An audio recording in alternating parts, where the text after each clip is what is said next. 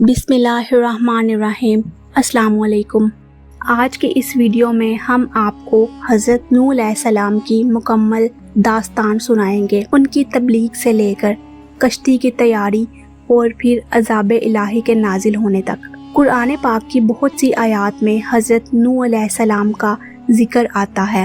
قرآن میں ان کا نام 43 مرتبہ آیا ہے۔ بعض روایتوں میں لکھا ہے کہ حضرت نوح علیہ السلام کا اصل نام عبد الغفار یا عبد الملک یا عبد النوح تھا، کیونکہ وہ برسوں اپنی قوم کی ہدایت کے لیے اللہ کے حضور گریہ وزاری کرتے رہے۔ حضرت نوح علیہ السلام نے 300 برس تک اپنی قوم کو اللہ کی طرف دعوت دی، مگر قوم نے ان کی دعوت قبول نہ کی۔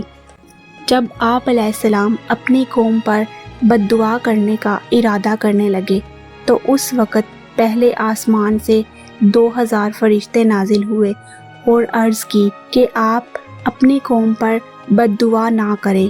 حضرت نوح علیہ السلام نے انہیں مزید 300 سال کی مہلت دی، پھر بھی قوم ایمان نہ لائی تو دوسرے آسمان کے 2000 فرشتے آئے اور پھر سفارش کی، مگر آپ علیہ السلام نے دوبارہ 300 سال اور مہلت دی۔ پھر اللہ تعالیٰ نے وحی فرمائی، سورہ ہود آیت نمبر 36 سے 37 کہ اب جو ایمان لا چکے ان کے علاوہ کوئی ایمان نہ لائے گا، لہٰذا آپ ان کی حرکتوں پر رنجیدہ نہ ہوں۔ تب حضرت نوح علیہ السلام نے اللہ سے دعا کی کہ زمین پر کسی کافر کو باقی نہ چھوڑو۔ اللہ تعالیٰ نے حضرت نوح علیہ السلام کو حکم دیا کہ کھجور کے درخت لگائیں۔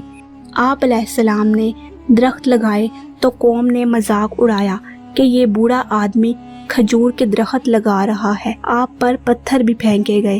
50 سال بعد درخت مضبوط ہوئے تو اللہ نے حکم دیا کہ اب انہیں کاٹ کر کشتی بنائیں۔ قوم پھر ہنسی کہ اب یہ بوڑھا درخت کاٹ رہا ہے۔ حضرت نوح علیہ السلام نے کشتی بنانی شروع کی، جس کی لمبائی تقریباً 60 میٹر، چوڑائی 40 میٹر اور اونچائی بھی 40 میٹر بنی۔ اللہ تعالیٰ نے حکم دیا کہ اعلان کرو، جو تمہاری مدد کرے گا اس کا معاوضہ چاندی یا سونا بن جائے گا۔ کچھ لوگ مذاق کرتے ہوئے مدد کرنے لگے۔ جب اللہ نے عذاب کا ارادہ فرمایا تو 40 سال پہلے عورتوں کا بچہ پیدا ہونا روک دیا گیا۔ پھر جب وقت آیا، اللہ تعالیٰ نے فرمایا کہ ہر جانور کا جوڑا کشتی میں سوار کرو اور اپنے گھر والوں کو بھی، سوائے ان کے جن کی ہلاکت کا فیصلہ ہو چکا۔ حضرت نوح علیہ السلام نے تنور پر نشان مقرر کیا کہ جب اس سے پانی ابلے تو سمجھ لو عذاب کا وقت آ گیا ہے۔ پھر جب تنور سے پانی ابلا تو حضرت نوح علیہ السلام نے ہر جانور کا جوڑا کشتی میں داخل کیا۔ آپ علیہ السلام کی 950 سال کی تبلیغ میں 80 لوگ ایمان لائے۔ پھر زبردست بارش شروع ہوئی، زمین کے چشمے ابل پڑے، پانی کا طوفان ہر طرف چھا گیا۔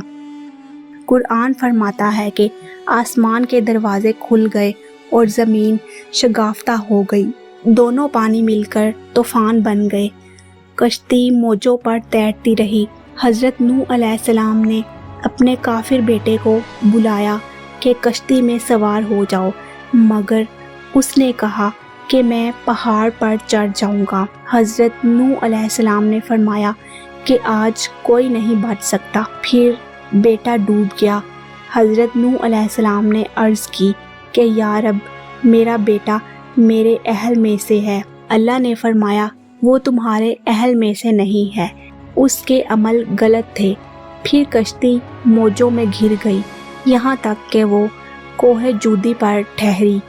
اللہ تعالیٰ نے زمین کو حکم دیا کہ اپنا پانی نگل لے اور آسمان کو حکم دیا کہ برس نہ روک دے۔ زمین نے پانی جذب کر لیا، باقی پانی کو اللہ نے دریاؤں میں پہنچا دیا۔ پھر اللہ تعالیٰ نے فرمایا، اے نوح، ہماری طرف سے سلامتی اور برکتوں کے ساتھ اتر جاؤ۔ حضرت نوح علیہ السلام 80 مومنین کے ساتھ کشتی سے اترے۔ آپ علیہ السلام کے 3 بیٹے حام، سام اور یافس، انہی کی نسل سے آج پوری انسانیت پھیلی ہوئی ہے۔ بعض روایتوں کے مطابق حام کی نسل افریقہ، سام کی نسل عرب و ایشیا اور یافس کی نسل چین و ترکستان کی طرف منسوب ہے۔ اسی وجہ سے آپ علیہ السلام کو آدم ثانی کہا جاتا ہے۔ ایک روایت میں ہے کہ حضرت نوح علیہ السلام کی عمر کل 2500 سال تھی۔ 950 سال تبلیغ، 200 سال کشتی کی تیاری میں اور 50 سال طوفان کے بعد زندہ رہے۔ آخر کار جب ملک الموت روح قبض کرنے آئے تو آپ علیہ السلام نے فرمایا، میری پوری زندگی دھوپ سے سائے میں آنے کے برابر تھی۔ یوں حضرت نوح علیہ السلام نے اللہ کو سجدہ کیا اور آپ علیہ السلام کی روح قبض کر لی گئی۔ اللہ ہمیں حضرت نوح علیہ السلام کی محنت و صبر سے سبق حاصل کرنے کی توفیق عطا فرمائے، آمین۔ اگر آپ کو یہ ویڈیو پسند آئی ہو تو لائک کریں، شیئر کریں اور ہمارے چینل کو سبسکرائب کریں۔ اللہ حافظ۔